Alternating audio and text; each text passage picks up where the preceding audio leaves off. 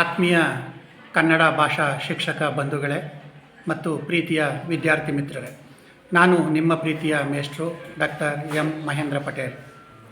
ನಾನು ಈ ದಿನ ನಿಮಗೆ ಪರಿಚಯಿಸ್ತಾ ಇರತಕ್ಕಂಥ ಚಟುವಟಿಕೆ ಸಾಧಕ ಸಂದರ್ಶಕ ಅಂತ ಹೇಳಿ ವಿದ್ಯಾರ್ಥಿಗಳಲ್ಲಿ ಸ್ವ ಅನುಭವವನ್ನು ಉಂಟು ಮಾಡುವ ನಿಟ್ಟಿನಲ್ಲಿ ಈ ಆಟ ಅಥವಾ ಈ ಚಟುವಟಿಕೆ ತುಂಬ ಪ್ರಯೋಜನಕಾರಿಯಾದದ್ದು. ವಿದ್ಯಾರ್ಥಿಗಳನ್ನೇ ಪಠ್ಯಪುಸ್ತಕದಲ್ಲಿ ಬರುವಂತಹ ಕವಿ, ಲೇಖಕರು ಅಥವಾ ಪಾತ್ರಗಳನ್ನಾಗಿ ರೂಪಿಸಿ ಅವರಿಂದಲೇ ಮಾತನಾಡಿಸುವುದರ ಮೂಲಕ ಅವರಲ್ಲಿ ಸ್ವ ಅನುಭವದ ಕಲಿಕೆಯನ್ನು ಉಂಟು ಮಾಡುವಂತಹ ದೃಷ್ಟಿಯಿಂದ ಈ ಚಟುವಟಿಕೆಯನ್ನು ನಾನು ನಿಮಗೆ ಪರಿಚಯಿಸ್ತಾ ಇದ್ದೇನೆ. ಈ ದಿನದ ಸಾಧಕ ಸಂದರ್ಶಕ ಚಟುವಟಿಕೆಯಲ್ಲಿ ಸಂದರ್ಶಕರಾಗಿ ಭಾಗವಹಿಸ್ತಾ ಇರತಕ್ಕಂಥವರು ನಮ್ಮ 10ನೇ ತರಗತಿಯ ವಿದ್ಯಾರ್ಥಿನಿ ಅಮೃತ. ಸಾಧಕರಾಗಿ ಭಾಗವಹಿಸ್ತಾ ಇರತಕ್ಕಂಥವರು ಭಾಗ್ಯಶಿಲ್ಪಿ ಪಾಠದಲ್ಲಿ ಬರುವಂತಹ ಸರ್ ಎಂ ವಿಶ್ವೇಶ್ವರಯ್ಯ ಅವರು. ವಿಶ್ವೇಶ್ವರಯ್ಯನವರ ಪಾತ್ರದ ಪರಾಕಾಯ ಪ್ರವೇಶ ಮಾಡಿರುವಂತಹ ವಿದ್ಯಾರ್ಥಿನಿ ನಿಶ್ಚಿತ BM. ಈಗ ಸಾಧಕ ಸಂದರ್ಶಕ ಕಾರ್ಯಕ್ರಮವನ್ನು ವಿದ್ಯಾರ್ಥಿಗಳು ನಡೆಸ್ಕೊಡ್ತಾರೆ. ನಾವು ನೀವೆಲ್ಲರೂ ಕೂಡ ಅದನ್ನು ವೀಕ್ಷಣೆ ಮಾಡೋಣ. ಇಂದಿನ ಸಾಧಕ ಸಂದರ್ಶಕ ಕಾರ್ಯಕ್ರಮಕ್ಕೆ ಎಲ್ಲರಿಗೂ ಪ್ರೀತಿಪೂರ್ವಕ ಸ್ವಾಗತ. ಈ ದಿನದ ಕಾರ್ಯಕ್ರಮದಲ್ಲಿ ಮೈಸೂರು ರಾಜ್ಯದ ಸರ್ವತೋಮುಖ ಅಭಿವೃದ್ಧಿಗೆ ಅಮೂಲ್ಯ ಕೊಡುಗೆಯನ್ನು ನೀಡಿದ ಭಾಗ್ಯಶಿಲ್ಪಿಗಳಾದ ದಿವಾನ್ ಸರ್ ಎಂ ವಿಶ್ವೇಶ್ವರಯ್ಯ ಅವರು ಆಗಮಿಸಿದ್ದು ಅವರನ್ನು ಪ್ರೀತಿಪೂರ್ವಕವಾಗಿ ಸ್ವಾಗತಿಸುತ್ತೇನೆ. ನಮಸ್ಕಾರ ಸರ್. ನಮಸ್ತೆ. ನಿಮ್ಮನ್ನು ಸಂದರ್ಶಿಸುವ ಅವಕಾಶ ಸಿಕ್ಕಿದ್ದು ನನ್ನ ಭಾಗ್ಯ ಎಂದು ನಾನು ಭಾವಿಸುತ್ತೇನೆ ಸರ್. ಈಗ ಸಂದರ್ಶನವನ್ನು ಪ್ರಾರಂಭಿಸೋಣ ಸರ್. ಸರಿ, ಆಯಿತು. ನೀವು ಯಾವ ಮತ್ತು ಎಲ್ಲಿ ಜನಿಸಿದ್ರಿ ಸರ್? ನಾನು 1860 ಸೆಪ್ಟೆಂಬರ್ 15ರಂದು ಗಿಡಲೂರು ತಾಲೂಕಿನ ಮೋಕ್ಷಗೊಂಡ ಎಂಬ ಅಗ್ರಹಾರದಲ್ಲಿ ಜನಿಸಿದೆ. ನಿಮ್ಮ ತಂದೆ ಮತ್ತು ತಾಯಿಯವರ ಹೆಸರೇನು ಸರ್? ನನ್ನ ತಂದೆ ಶ್ರೀ ಶ್ರೀನಿವಾಸ ಶಾಸ್ತ್ರಿ, ತಾಯಿ ವೆಂಕಟಲಕ್ಷ್ಮಿ. ಕನ್ನಡಿಗರ ಹೆಮ್ಮೆಯಾದ ನೀವು ಮೂಲತಃ ಕರ್ನಾಟಕದವರಲ್ಲ. ನಿಮ್ಮ ವಂಶಜರ ಮೂಲ ಯಾವುದು ಸರ್? ಹೌದು, ನೀವು ಹೇಳಿದ್ದು ನಿಜವೇ. ನಮ್ಮ ವಂಶಜರು ಮೂಲತಃ ಆಂಧ್ರ ಪ್ರದೇಶದವರು. ಕಾರಣಾಂತರಗಳಿಂದ ಅವರು ಕರ್ನಾಟಕದ ಚಿಕ್ಕಬಳ್ಳಾಪುರದ ಮುದೇನಹಳ್ಳಿಗೆ ಸ್ಥಳಾಂತರಗೊಂಡರು.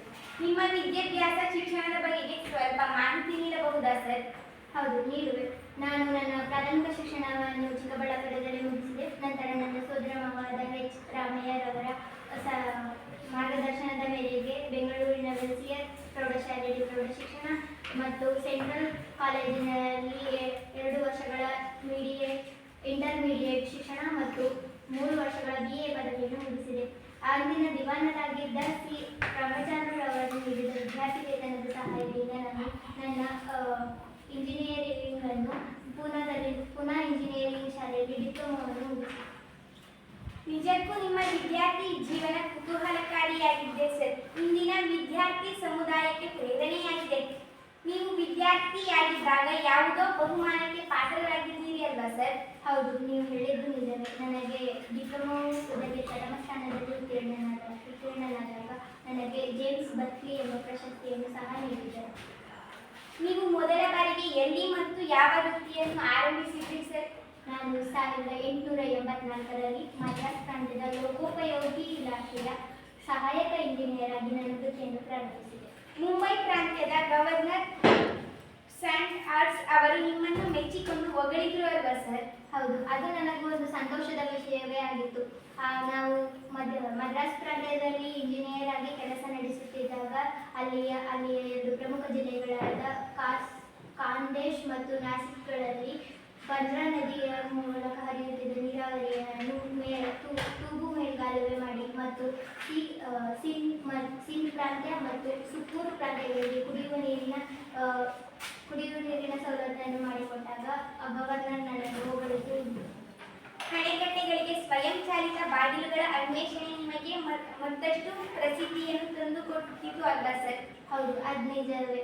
ನಾವು ಅದನ್ನು 3 ಅಣೆಕಟ್ಟೆಗಳಿಗೆ ಹಾಕಿದ್ದೇವೆ.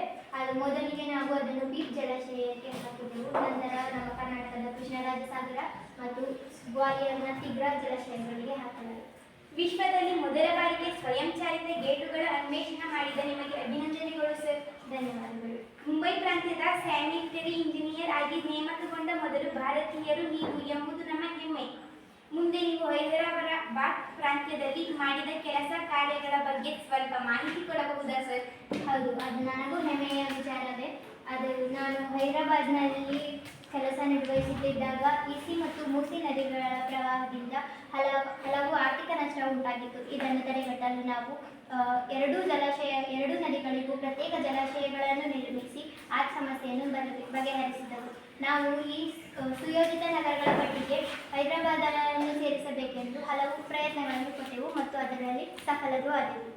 ಮೈಸೂರು ದಿವಾನರನ್ನಾಗಿ ನೀವು ಮೈಸೂರು ಮಾದರಿ ರಾಜ್ಯವನ್ನಾಗಿ ರೂಪಿಸಿದ್ದೀರಾ.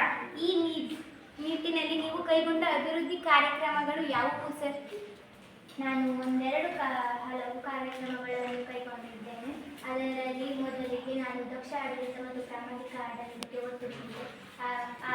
ಆಡಳಿತ ವ್ಯವಸ್ಥೆಯಲ್ಲಿ ಹಲವಾರು ಬದಲಾವಣೆಗಳನ್ನು ಕಾರ್ಯಾಚರಣೆಗಳಲ್ಲಿ ಸುಧಾರಣೆಯನ್ನು ತಂದೆ. ಕೈಗಾರಿಕಾ ಶಿಕ್ಷಣ ಮತ್ತು ಸಾಹಿತ್ಯ ಕ್ಷೇತ್ರಗಳಲ್ಲಿ ಹೆಚ್ಚು ಒತ್ತನ್ನು ನೀಡಿದೆ.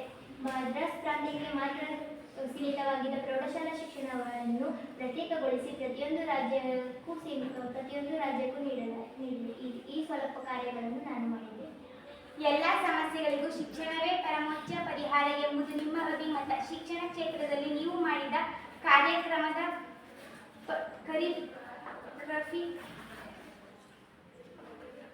ಬದಲಾವಣೆಗಳ ಮತ್ತು ಸುಧಾರಣೆಗಳ ಬಗ್ಗೆ ಸ್ವಲ್ಪ ಹೇಳಿ ಸರ್. ಅಂದಿನ ಕಾಲದಲ್ಲಿ ಸಂಸ್ಥಾನದಲ್ಲಿ ನಡೆಯುತ್ತಿದ್ದ ತಾಂಡವಗೊಳ್ಳುತ್ತಿದ್ದ ಸಮಸ್ಯೆಗಳೆಂದರೆ ಅನಕ್ಷರತೆ, ಬಡತನ, ಅಸ್ಪೃಶ್ಯತೆ ಮತ್ತು ಹಲವು ಬೇಡವಾದ ಸಮಸ್ಯೆಗಳು ಉಂಟಾಗಿದ್ದವು. ಇದಕ್ಕೆಲ್ಲ ಶಿಕ್ಷಣವೇ ಪರಮೋಚ್ಚ ಪರಿಹಾರ ಎಂಬುದನ್ನು ಅರಿತ ನಾನು ಶಿಕ್ಷಣಕ್ಕಾಗಿ ಶಿಕ್ಷಣವಿರಲಿ, ಅದು ಜನರ ಸೊತ್ತಾಗುತ್ತದೆ. ಆದರೆ ಪ್ರಗತಿಪರ ರಾಜ್ಯದ ಎಲ್ಲರ ಆಜನ್ಮಸಿದ್ಧ ಹಕ್ಕಾಗಬೇಕು ಎಂಬುದನ್ನು ನಾನು ಮನಗಂಡು ತಾಂತ್ರಿಕ ಶಿಕ್ಷಣ ಮತ್ತು ವೃತ್ತಿಪರ ಶಿಕ್ಷಣಕ್ಕೆ ಹೆಚ್ಚು ಆದ್ಯತೆಯನ್ನು ನೀಡಿದೆ.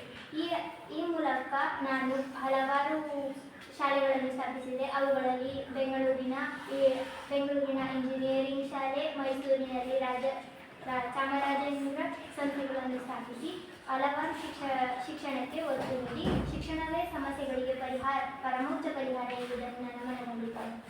ಕೈಗಾರಿಕೀಕರಣ ಇಲ್ಲವೇ ಅವಲತಿ, ಇದು ನಿಮ್ಮ ಘೋಷಣೆ ವಾಕ್ಯ. ಕೈಗಾರಿಕೀಕರಣಕ್ಕೆ ನಿಮ್ಮ ಅಮೂಲ್ಯ ಕೊಡುಗೆಗಳನ್ನು ಹೇಳಿ ಸರ್. ಕೈಗಾರಿಕೀಕರಣವೇ ಇಲ್ಲ ಅವನತಿ ಎಂಬುದು ನನ್ನ ಘೋಷವಾಕ್ಯವೇ ಆಗಿದೆ.